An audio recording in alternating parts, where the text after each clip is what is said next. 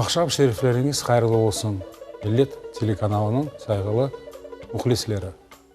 Доброго вам вечера, дорогие телезрители.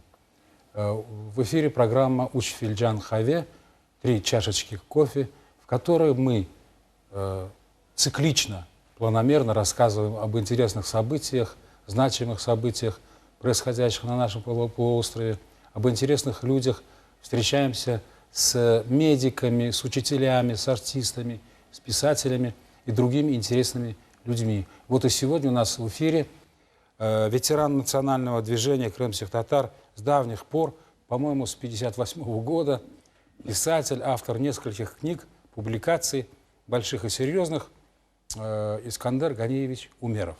Мы приветствуем вас. Спасибо, Сау. И сразу же приступаем, наверное, по старинному обычаю к кофею. Приступаем к кофе.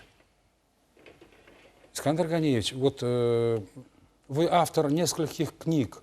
Сколько книг вы написали? В общем, 9. В общем, 9.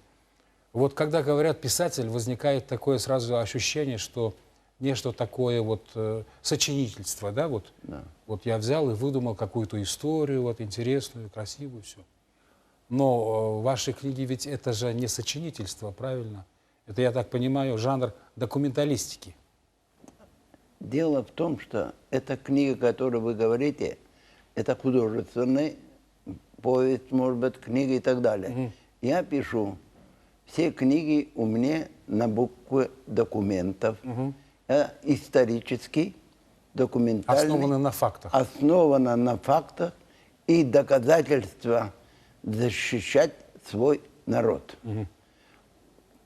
То есть клевета, которую на наш народ набросили и депортировали, об этом начиная с первых дней войны. Сам я участвовал во время депортации 6-летним мальчиком. И хорошо владею, как нас из дома взяли, как нас привезли в Сюрен, как возле отца 2 солдата до тех пор, пока мы не погрузили нашу семью на вагон, не уходили. То есть у меня отец был сильный, здоровый, 2 метра 10 сантиметров. Это и Лагаб, кличка в Балаклавском районе, по всему району числится так. Балабан умер, Фаранджи умер. Это значит пекарь. Пекарь. Пекарь. Самая мирная профессия, кстати. Да. Все-таки 6 лет это уже возраст, скажем, несколько осознанный, да? А вы помните вот те чувства, которые овладели вами вот, при высылке? Но, вы понимаете, естественно, родители плакали, там обнимались, прощались, да? Но дело в том, что это было ночь где-то в пределах 2-3 часа. Ворвались домой. Когда 3 ворвались, отец подумал тогда, так как он рассказывал, что это немцы, переодевшие русскую форму. И он бросился на них. Те 2 взяли его под автомат и загнали в угол. Мать начала кричать: будет меня, допустим, другой братишка уснет и так далее. И единственный, самый старший брат, Сервер, 13 лет, когда он подошел и нам по щекам хорошо врезал, и мы поднимаемся, у нас же даже трусов не было. Мы только, у нас рубашки были, у татар тогда длинные, ну, да, ночлег, считайте, ночью. И я подбежал прямо к отцу, до этих солдат начал бить руками, кулаком, как будто, защищая отца. И 3-й подошел ко мне автоматом, где вот здесь, в живот, приподнял автоматом и через 3 или 4 ступеньки выкинул меня. И тогда первый раз я услышал слово «щенок». Запомнили это слово? Да. И отца, значит, отец взял у меня за шею, 2-го брата за шею, и вот так. Мы висели, а он нас как щенят. Теперь отец нес, сзади вот эти 3 конвоя Мать держала сестренку. Только 13-летний брат сам шел. Понял. Значит, у вас Это у меня да, вот это как отпечаталось, сегодня. отпечаталось как вот как на фотографии, как Да, на видео, как сегодня. как на кинопленке. Да. Теперь вот эти книги, которые вы начали писать, опять повторюсь, основываясь на документах и фактах. Только на документах и фактах. Встречах с живыми людьми. Живыми людьми. Вот когда у вас вышла первая книга? У меня первая книга вышла в 92 году. Но эта книга в журнальном варианте. Профессор был у нас Музафаров, Репик. Да, знаю. Слышали, наверное. Он не мог опубликовать, он опубликовал его в журнальном варианте, 8 журналов наедине с произволом. Он опубликовал, «Родина такая есть», Ветан. А вторая книга уже в 94 году, и потом пошло, и пошло. И теперь останавливаться не могу. То есть у вас все-таки есть желание продолжить написание этих книг с тем, чтобы не то чтобы, скажем, реабилитировать, а донести до народа, до всех народов правду. Да. Правду. У меня главная цель довести до сведения своего народа, молодежи, которые примирились этими данными, которые нам, интернетах, работают в интернетах, где пишут наподобие поляков Владимир или Бугай, что 20 тысяч крымских татар призвали в армию, а более 20 тысяч были дезертирами. И вот на этой основе я начал заниматься архивом. Да, это я не скажу. То есть, получается, 20 тысяч призвали, 20 более 20 тысяч дезертировали. архивы. То есть никто не воевал. Никто не воевал. Наоборот, больше дезертиров оказался. Больше же пишет. Да. Теперь я начал заниматься этим вопросом после того, когда беседовали Ислам Тамахче. Ислам Тамахче это был командир партизанского отряда Балаклава, Севастополь. И как в начале 1942 году и в конце 1941 года Макроусов приказывал появившихся крымских татар в лесу расстреливать без суда следствия. И якобы, что крымские татары вскрывают базы продовольственные. Вот этот командир, ему дают задание в Уппа, село, что якобы крымские татары вскрылись продовольственную базу, и немцы ведут их, крымских татар, к этим базам. Но мне приказали, ему приказали, он, говорит, набрал я свой отряд и расположил, откуда будет в село идти люди, ждем. А там крик, шум, плач, идут, ведут. 20 впереди немца, 20 сзади. Смотрю, одни, говорит, женщины, старики и дети бегают. Я приказал, говорит, передние это и задние вот эти немцев с автоматом убрать. Они моментом их убрали. То есть уничтожили? Уничтожили, безусловно. И тут же забрали трофей. Спускаются они и говорят, вы же знаете вот так и так. А там у него даже двоюродная сестра у самого Ислама Тамахче. Там же. Говорит, брат, говорит, он уже, ага, говорит, нас ведут нахально. Вот, говорит, в нашем селе старик сказал, что мне 3 сыновья воюют с немцами, и я пойду туда их последний кусок хлеба отбирать, не поеду. И тут же на глазах всего селения моментом немец расстрелял старика. И мы поневоле пошли, говорит. Вот нас сопровождать. Даже нам не дают, говорит, отойти от дороги. Искандер ага, вы рассказываете, но от кофе не отвлекаетесь. Да, ну, в конечном итоге,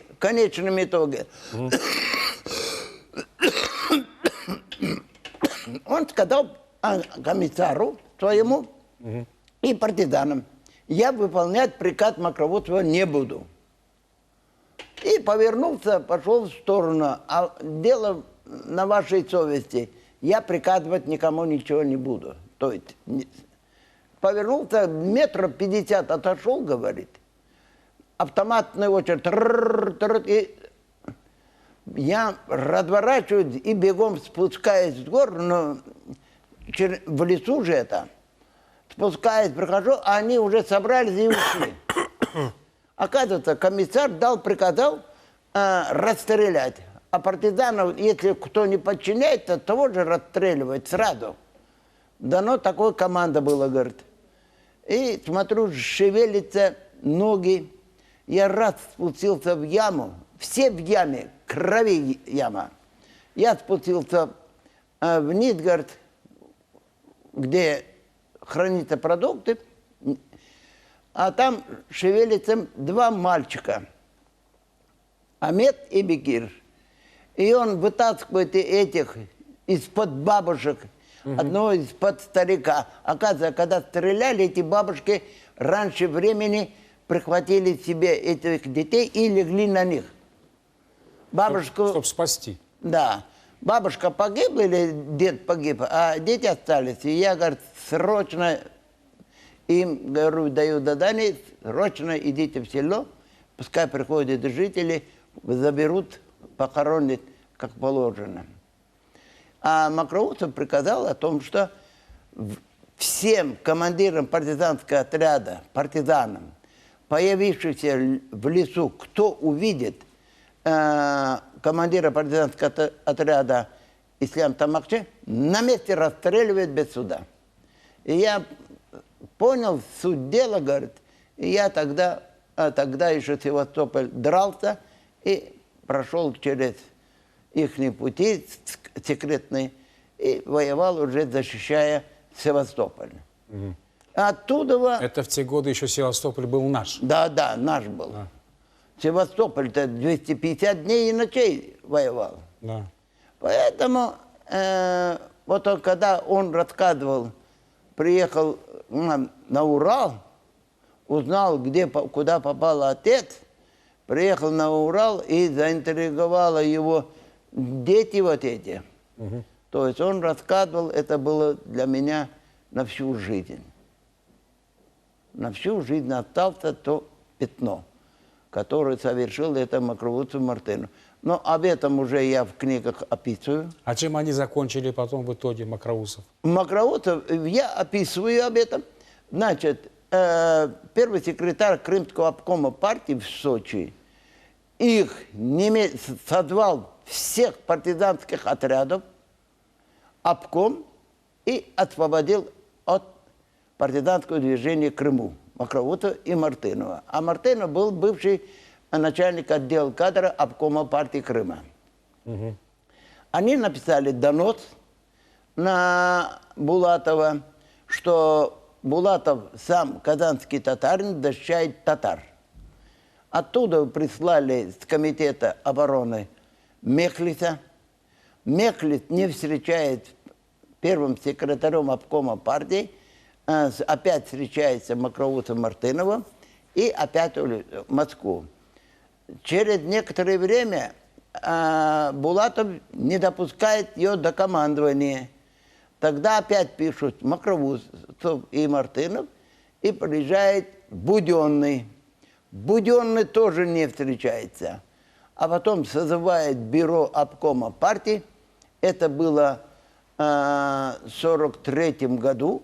Созывает, и Мокроводцев собственноручно пишет объяснение, когда требует Булатов, из каких фактов, чем ты обосновал вот это, написав донос на этот народ и так далее. И Мокроводцев собственноручно, у меня в книгах есть его заявление. Я написал, оторван был от партизанских отрядов в Крыме, не имел связь, предполагает 20-е годы. В каких отношениях был к советской власти крымские татары. Предполагая, рассчитывая. А в 20-х годах он решал судьбу крымских татар и давал команду расстреливать. Вот те книги, которые вы написали, вы что, их продаете? Ну, я скажу так. Книги я не продаю. Если и продавать-то негде мне, Я знаю, что практически большая часть книг... я дарю. И у меня они есть, ваши книги. Вы их дарите людям, которые интересуются этим, которые могут вам привнести что-то новое в вашей работе. Я, например, отправлял вот «Без вины виноватый» документальный конституционный суд. Одновременно 10 субъектам Российской Федерации. Представьте, 10 субъектам. В том числе и ФСБ и так далее, и так далее. Угу. Значит, я получаю ответы, но я здесь угадал. Я до сегодняшнего дня, я в борьбе был в национальном движении более 55 лет, но ни разу не считал позитивным обращение к Западу. Я всегда считал это негативное явление. Это может решить только на территории Союза. Именно нет нации плохой. Есть плохие люди. Поэтому меня все время пытались против русских настроить, или против евреев, или против украинцев. Меня никто не настроит.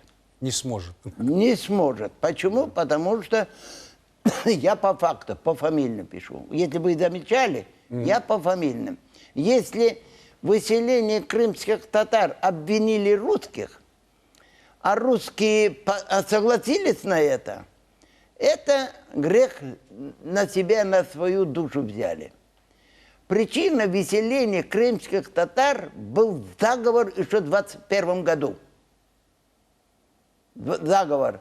А 1944 года, это 1942 год, когда немецкая армия бомбила Москву, уже попадали бомбы частями, попадала в Москву, в это время врагов советской власти довольно много. И в настоящее время хватает. И, как говорят, русских группировок, украинских группировок, татарских группировок, еврейских, всякие нации есть группировки, которые ждут, что-нибудь да переломается. Но у руля стал сегодня такой орган, такой человек, который может держать хорошо. И я благодарен, что сегодня в надежных руках мы оказались. Понятно. У власти. Понятно. Искандер Ганиевич, вот все же в те годы, по-моему, если я ошибаюсь, напомните, это 70-е годы, Да. на вас были заведены уголовные дела по хищению, да, по разбазариванию социалистического имущества, то, что вы присвоили огромное количество денег, и даже были вынесены довольно страшные приговоры суда, да? Да. Вплоть до Расстрела. да. Как вы себя чувствовали в этой ситуации? Как вы смогли выйти из нее, между прочим, победителем? Потому что вас не то что оправдали, вам еще вернули те деньги, Да. вернули, которые вы потеряли не якобы, а точно, находясь за решеткой. Да. Я в этом вопросе, я скажу так. Из 1961 года по 1987 год мне было вменено 12 раз уголовных дел. Последний раз, значит, как сказать, первое уголовное дело, знаете за что? Что я украл в колхозе «Волна революции» 2 камня ракушника со стоимостью 48 копеек.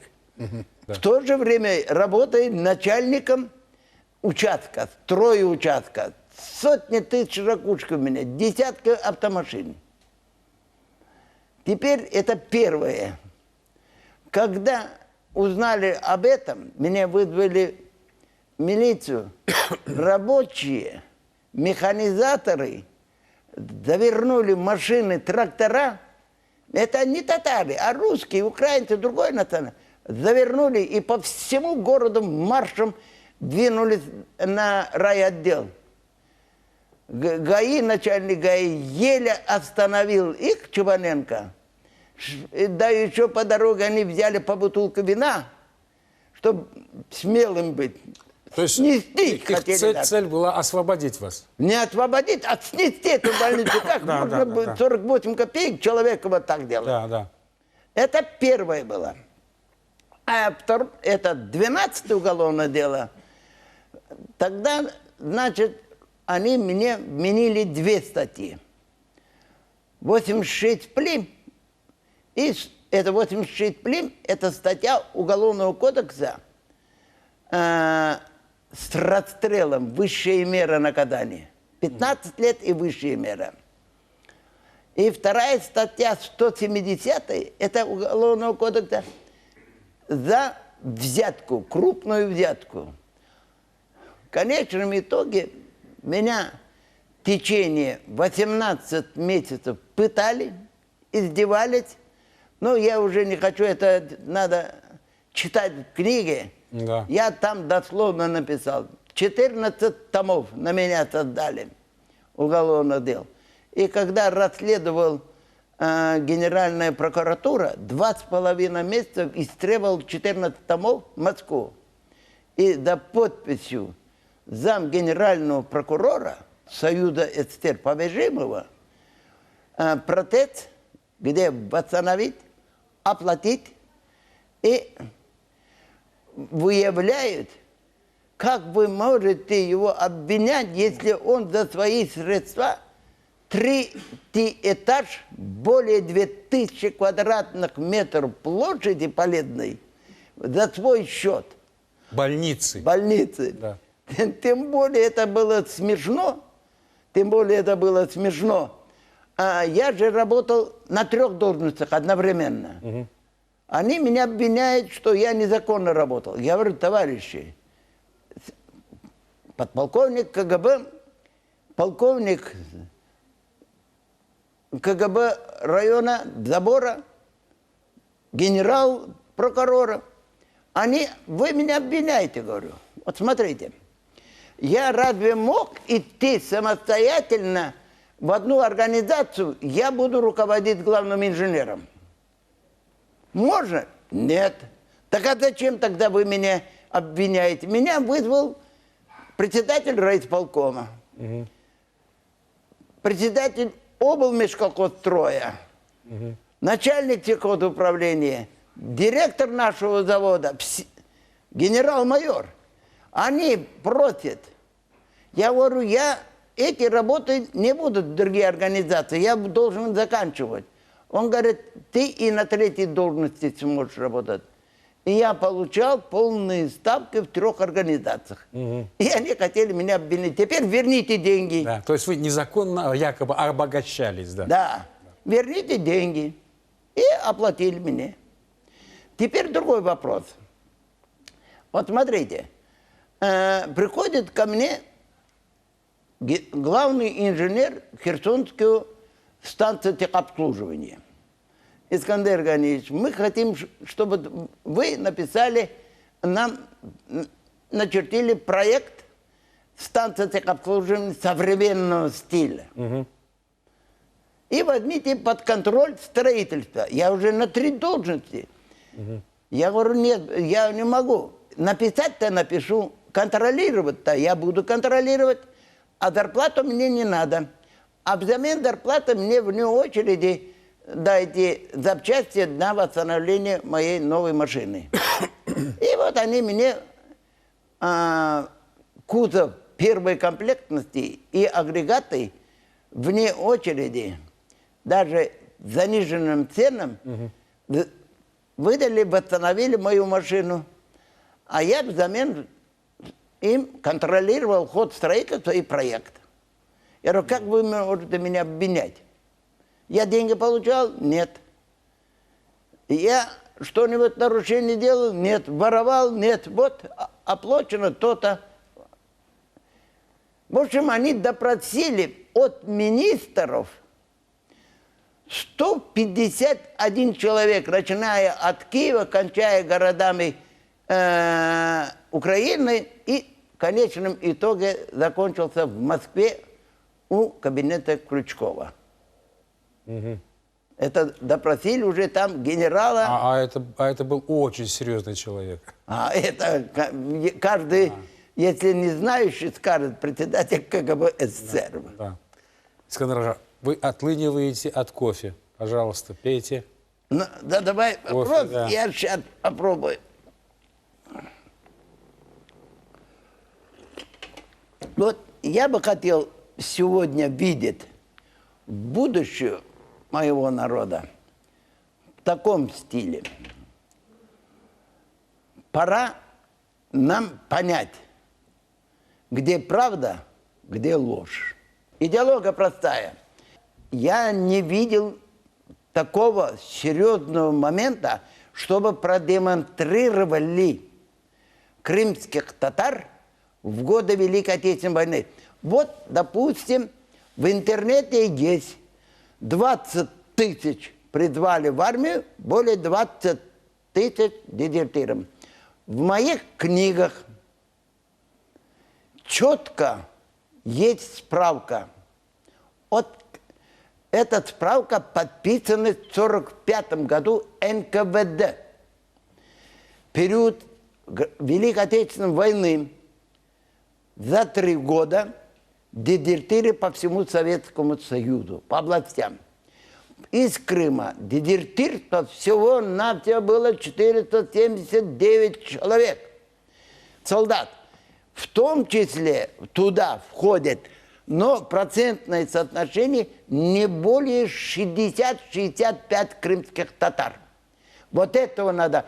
Есть ученые, есть профессора, есть академики. Пусть попробуют доказать мне. Я призываю. Пожалуйста, я жду.